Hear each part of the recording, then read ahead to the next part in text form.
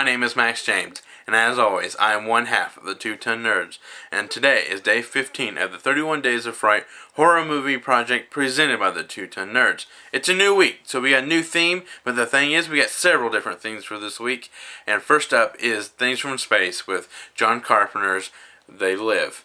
This is my favorite John Carpenter's movie, narrowly beating out The Thing. With that being said, I'm going to get right into watching my movie, and as always, I'll be right back in a few seconds to do my movie breakdown. So, I just got done watching They Live, directed by John Carpenter, which is my favorite John Carpenter movie, like I said earlier in the video. So I'm going to get right into do my little 6-category movie breakdown. And first up is the plot. The plot of the movie essentially is this guy who's looking for it, comes into town, and stumbles across a box of sunglasses that changes his perception on the world around him to reveal that there's aliens among us. And it also reveals that there's or billboards and magazines are all like kind of instruction manuals to the aliens, kind of like it's nothing but big white backgrounds with a big black lettering saying obey and no imagination and no independent thought and just consume and just like it's just instruction manuals for the aliens. And then later on in the movie they kind of get the plot kind of starts to thicken up quite a bit, because throughout the movie there's not a plot until like the last 20 minutes of the movie. That's when they kind of have where they all have a cohesive thing they gotta get done. So 2 is the locations. The location of the movie kind of takes place around the entire city that the movie takes place in, which I'm not quite sure, but you got the area where all the homeless people stay, you got the church where he finds the sunglasses, then you got the apartment of Molly Thompson, where after he goes on like a little nice killing spree of all the aliens, he has to hide out somewhere. Then you got the hotel room where they kind of hang out for a little while, and he kind of gives like this nice little speech. Then you got 3 is the stars. The stars of the movie is Hot Rod Roddy Piper from the WWE and WCW wrestling fame. Then you got Keith David. You might recognize him from another John Carpenter movie, The Thing. Then you also got, that's about it for stars. Then you got, number 4 is the special effects and makeup. The special effects were pretty great, especially there's one scene in the movie where kind of showing how people are getting transported to other worlds. That was actually pretty good. Then you got the makeup. The makeup on the aliens were pretty good. They actually look like aliens from another world.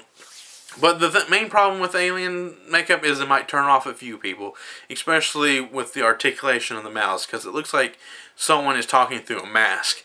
And I can tell right now there might be a few people that might get pissed off because if people are getting pissed off because of the Ewoks blinking in Star Wars, you might get pissed off because mouths aren't moving in this movie. So that's kind of how I see it. So number 5 is, I'm kind of changing it up. Number 5 used to be notable deaths, but there isn't any notable deaths in this movie. Most of the deaths in this movie are killed by gunfire, which is just kind of normal for movies. So I'm kind of changing up to a notable scene and notable lines. The notable scene I'm talking about is the fight sequence between Roddy Piper and Keith David. It's a little fight. It's a little alleyway brawl. And it's really, really great. It's really well done, and it looks like they really went through hell and back, beating each other up. And the other one is notable lines. The main line that everyone quotes in this movie is like, "I'm here to kick ass and chew bubblegum, and I'm all out of bubblegum." That's the main quotable line from this movie. Excuse me. Then you got number 6, the ending. The ending of the movie kind of comes out of nowhere, because when they're all of the resistance members are all together, kind of talking about what they should do and how they should do it, and what needs to be done, they are ambushed by the alien forces in human form. Look like little SWAT team members. That's exactly what they look like, and they escape through a little wristwatch, because earlier in the movie, Roddy Piper witnesses one of the aliens disappear by twisting the little dial on the watch to disappear.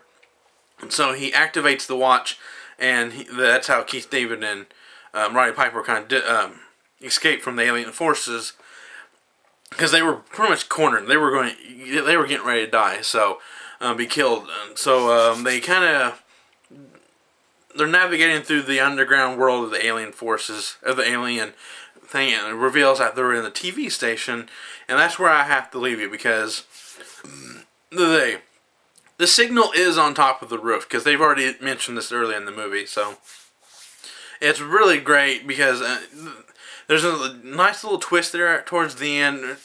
I'm not going to tell you, but there's a nice little twist, and that's all I can say, except, and someone get right into my little recommendation. I do recommend this movie to about anyone, because, but the thing is, like I said, if the makeup mouth bothers you, he might turn you off, for the tone of the movie, and the music of the movie is really great as well. And so, like I said, overall, it's just kind of, it's not for everybody, but it's more than I think there is out there who likes this movie around here. So, as always, my name is Max James. I am one half of the 2 Ton Nerds, and I'm going to go geek out.